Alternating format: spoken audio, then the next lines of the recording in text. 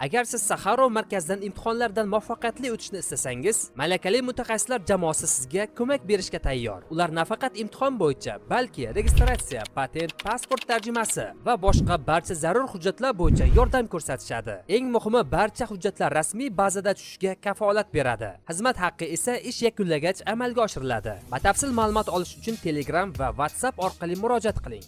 Misr armiya snayperi 1973-yilgi oktyabr urushi, ya'ni Yom Kippur urushi davrida Isroil askarlarini tananing pastki nozik va intim sohalariga otib, ularga og'ir jarohatlar yetkazgan. Eron AQShning bunkerga qarshi qurollari tahdidiga javoban yanada chuqurroq qazish ishlarini olib bormoqda. Pokiston mudofaa vaziri aytadi: AQSh bizdan foydalanib, keyin keraksiz buyumdek uloqtirib yubordi. Zelenskiy aytadi: Ukraina Rossiyani bombardimon qilish uchun 250 ta dunyodagi eng yaxshi samolyotni oladi. Assalomu alaykum, Reformuz kanalining obunachilari va internet foydalanuvchilari. Biz boshladik. Misr armiya snayperi 1973-yilgi oktyabr urushi, ya'ni Yom Kippur urushi davrida Isroil askarlarini tananing pastki nozik va intim sohalariga otib, ularga og'ir jarohatlar yetkazgan. Urush paytida Sinay yarim orolidagi maydon shifoxonasi shifokorlari o'nlab Isroil askarlari jarohatlangan holda kelganini ko'rdilar. Ular shifoxonaga qorincha yotgan holda kirishar edi. Jarohat joylari shifokorlar uchun juda g'alati va e'tiborni tortuvchi edi. Askarlardan jarohatlanish sababini so'raganda ular shunday javob berishdi: ular Misr snayperi tomonidan otilgan o'qlar bilan jarohatlangan. Bu snayper ataylab ularning orqa qismi, dumba va atrofiga o'q uzgan.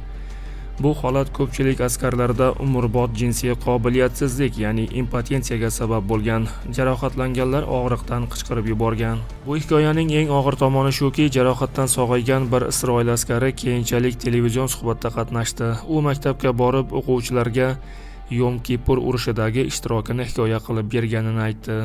U bolalarga o'zining qahramonliklari va jarohatlanishi haqida gapirdi. Biroq bir o'quvchi qanday jarohatlangansiz va qayeringiz jarohatlangan deb so'raganda, u javob bera olmadi.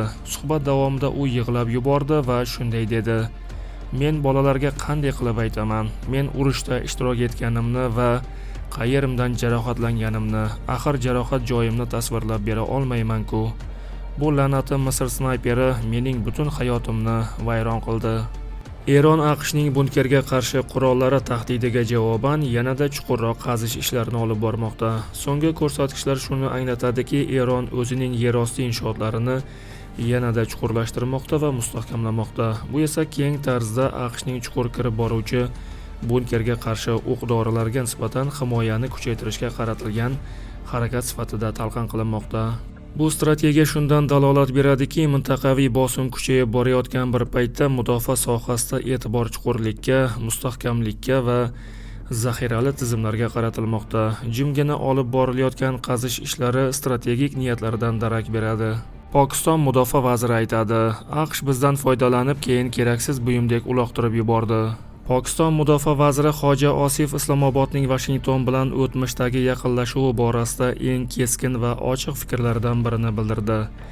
Uning ta'kidlashicha, 1999-yildan keyin, ayniqsa 2001-yil 11-sentyabr voqealaridan so'ng AQSh bilan aloqalarning tiklanishi mamlakat uchun falokatli oqibatlarni olib keldi. Vazir Washingtonni Pokistondan o'z strategik manfaatlari yo'lida suiiste'mol qilishda aybladi. Uning so'zlariga ko'ra, Qo'shma Shtatlar o'z maqsadlariga erishgach, Pokistonni xuddi keraksiz matohdek, ya'ni hojatxona qog'ozidek uloqtirib yuborgan. Asosiy bayonotlar: tarixiy xato. Mudofaa vaziri Islomobodning Afg'onistondagi ikkita urushda ishtirok etganini katta xato deb atadi. Uning fikricha, bugungi kunda Pokistonda avj olayotgan terrorizm aynan o'sha o'tmishdagi xatoliklarning achchiq mevasidir. Yolg'izlanib qolgan mamlakat. Hoji Osifning qayd etishicha, 2001-yildan keyin Pokiston AQSh boshchiligidagi koalitsiya tomonidan turib Tolibonga qarshi kurashgan, biroq yakunda Qo'shma Shtatlar mintaqani tark etdi. Pokiston esa zo'ravonliklar va iqtisodiy inqirozlar bilan yuzma-yuz yolg'iz qoldi. Zelenskiy aytadi: Ukraina Rossiyani bombardimon qilish uchun 250 ta dunyodagi eng yaxshi samolyotni oladi. Gap shvedlarning Gripen va fransuzlarning Rafael samolyotlari haqida ketmoqda. Ukraina prezidenti Vladimir Zelenskiy Ukraina yangi jangovar samolyotlar yetkazib berilishi bo'yicha kelishuvlarga ega ekanini aytdi.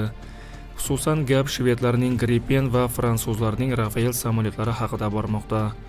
RBK Ukraina xabar berishicha, bu haqda Zelenskiy Kiyev aviatsiya instituti o'qituvchilari va talabalari bilan muloqot vaqtida aytgan. Ukrainaning bugungi kunda Ukrainaga 150 ta Gripen harbiy samolyoti, 100 ta Rafael samolyoti yetkazib berilishi bo'yicha kelishuvlari bor. Bizning nazarimizda bular dunyoda mavjud bo'lgan eng yaxshi samolyotlardir. Albatta F-16 ham bor. Bugun Ukraina aviatsiyasida F-16 bor, ammo u yangi emas. Men aytgan samolyotlar esa yangi, dedi prezident. Shuningdek, davlat rahbari urush tugagach Ukraina fuqarolik aviatsiyasini tiklashi va rivojlantirishni ma'lum qildi. Biz fuqarolik aviatsiyasini ko'tarib olamiz, uni rivojlantiramiz, lekin albatta urushni yakunlaymiz va shu yo'nalishga ham e'tibor qaratib ishlaymiz, deya xulosa qildi u. Video ostida o'z fikringizni qoldiring, haqorat qilmang. Reforma o'z voqealar rivojini yoritishda davom etadi. Video yoqqan bo'lsa, like bosishni unutmang. Kanalimizga obuna bo'lib, bizni kuzatishda davom eting. Salomat bo'ling.